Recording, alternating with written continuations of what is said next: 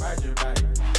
Old lady, looking crazy. Talking about babies, we having babies. See me, baby. Come meet me, baby. Pull up on me, baby. You're tuned in to No Fun Radio. This is a special broadcast live from Fortune Sound Club in Vancouver. I'm your host, Fake Yeezy Boosts. We have a very special guest tonight in the building, straight from Atlanta. Introduce yourself, please. King Squid checking in, Sahbabii, believe it. Okay, it's great to have you here, man. And if you're in Vancouver, if you're listening to the live stream right now, come down to Fortune Sound Club because we're partying and we'll be going in tonight. So if we started the beginning of your career growing up in Chicago, right, is where you originally were as a child. How do you think that influenced your sound? Were you really into making music at that point, or was it more once you moved to Atlanta that you sort of got? Nah, I wasn't making music back in Chicago, but my brother was. I got into music when I came down in Atlanta in 2010. Yeah, so I wasn't into making music at that time, but it definitely influenced the sound. Like it had like a more hardcore sound type shit, for sure. And you mentioned your brother who, as obviously T3, been on a lot of your projects. And I know, you work with your dad as well. And your name, it comes from your aunt, right? So, how do you think, your family, just explain sort of what the importance of family is and how it, influences you as an artist. Family, that influenced me as an artist. It keep me going. You know, your family got your best interest. So having your family around, it's motivation. You got to keep the bills paid and all that. So that's definitely motivation by having your family around. Sure. Do you think, we'll see a project of you and your brother, a group project? Do you think? Yeah, you already know that's coming. That's coming. We putting all that. We organizing that right now. Oh, yeah. So you already have, been working on that? Yeah, you already know. That's sick. And right now you have, most recently you put Squid-tastic out. That project, the slang you use, squid, barnacles, a lot of this terminology. Were you was that from when you were a kid? You were always creating where does that come from? That was more over the summer. We used to be sitting around just making up all type of lingo. Me and my partners, that was all good though. We just make up silly stuff, but it go though. So yeah, put it on the track, you know. I think personally, one of my favorite songs on the tape, I think Anime World might be my favorite one. And I've heard you talk before about anime in general. How did you kind of get into that world and or even how did that song come about? Writing it. That song came about I like Nujabes, and his music was on Samurai Champloo. So Nujabes, his music always had an anime type sound. So when I heard that beat, I thought of that right off top. Oh yeah, I got to make this about anime. The beat speak to me, the lyrics. So that's how I get the song down packed. And I came in touch with anime. I found the Naruto CD in the middle of an alley in Chicago back when I was there. Yeah. And I put it in the GameCube, and I was playing with Zabuza, and that shit was just hard. I started liking Naruto ever since. So. What about are you super into other anime? What's your what do you watch? What's your favorite? I ain't really been watching it lately, but I was definitely into that Bleach a lot. I've been focusing on my project, but every chance I get, I try to cut on Naruto. When I was into Bleach, they had took it out of Netflix for a while. When I was almost done with it, but they put it back up in there. I'm gonna get on that again. Dope. As far as the tour is concerned, are you on tour right now, or this is have you been touring around the country, or?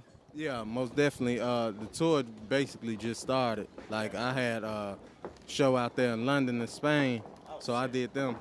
And we going to the observatory in California after this. So this like one of the first shows type shit. Sure.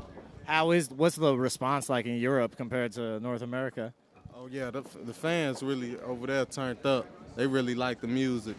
Like that's all good, cause it's a whole nother country. So you know they don't see artists that often. Yeah, yeah. I guess it is more like a special kind of yeah. It's a special occasion when someone comes through. The the tattoos, the 666, the upside down cross. I mean, I know you've been asked these sorts of questions before, but really, like, is there? How do you feel about the whole idea of people talking about whatever Satanism, satanic, and like, and what's your explanation behind the whole 666? That's an ideology I created called unknownism. So that's like basically my ideology. 6 protons, 6 electrons, 6 neutrons. That's the chemical makeup of carbon. So, and carbon equals melanin, and that's what color my skin is. So that's basically just my ideology on it, but it ain't nothing negative at all. You don't see that it's not even related, basically, to the. No. How did you come up with that? That's just one day you were. Yeah, I always just had questions. I always had questions on life, like what I was going through. Like I just always had some questions. So I created my own ideology behind that. Yeah. What do you think? That's interesting, and I know a lot of rappers. They'll expand, of course, once they like become popular. They'll get into clothing, into acting, or all sorts of different things. It opens up a lot of opportunities. Where do you see like what other interests do you have that you'd like to expand into outside of actually music? I definitely want to make a restaurant, a restaurant, anime, and video games. Them things I want to make myself. What kind of restaurant would you like? What kind of food? It's gonna be like fun food. Like it's gonna represent like the generation now, like all type of food. That's sick. That's super dope. And the song you did with R. Kelly, like, first of all, how did that come about? Like, how did you link up with R. Kelly? How important was that for you? Like, I mean, a legend like R. Kelly to be able to work with him. That was real important. Like, when I was a little kid, I always used to hear R. Kelly, like Ignition, all that went hard. So I always wanted to do a song with R. Kelly. So I reached out. I had my fans reach out to him on Instagram by tagging his name. Yeah, I had him tag his name under my picture, and he responded, and we put that together. For sure. What explain like so when you were first starting rapping, you did a couple projects, and then of course like Pull Up with the Stick, like it blew up. It seemed like almost like overnight, like it was huge. How did that change your entire life, and like what was that moment like? Man, that moment was real big. Like I almost couldn't believe it. Yeah, I couldn't believe it. That moment was real big because we've been working so hard for this, and just to have a big song like that.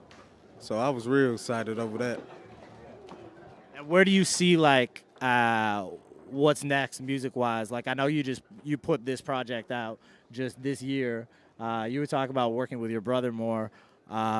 Where do you see like what's the next step as far as what projects you're going to be working on, but also like stylistically? Like I feel like you've really kind of carved out your own niche now. Like you have your own sets of like sounds where you like, of course you're melodic. You got like the melodic flow, but it's also like you can tell it's you and it's like really original. Right now, you know, I'm be shooting a lot of videos. like representing my music through videos so people can really see what I'm thinking. So I'm gonna be focusing on these videos, and I'm gonna put out another project. What's your like? How much input do you have in that like visual aspect? Are you like in videos? I got all the input, like, cause I'm real in touch with my music. Like I really got. Well, every time I make a song, I got what the video go be like already in my mind. So visuals gotta be A1, representing the music. Okay, and then like as far as immediately after you kill this party, we're gonna go up. We're gonna have some fun. What's next for you besides this? You got the videos. You got the project coming. Just anything else? I don't know. I won't take up too much more of your time. We'll wrap up. But basically, any last words or what's up next? Hey man, I just want the fans to keep rocking with me. You know, we finna go up very soon, man. More great music coming soon. Believe it. Hell yeah. Thank you so much for your time. Yeah. And okay, that's it.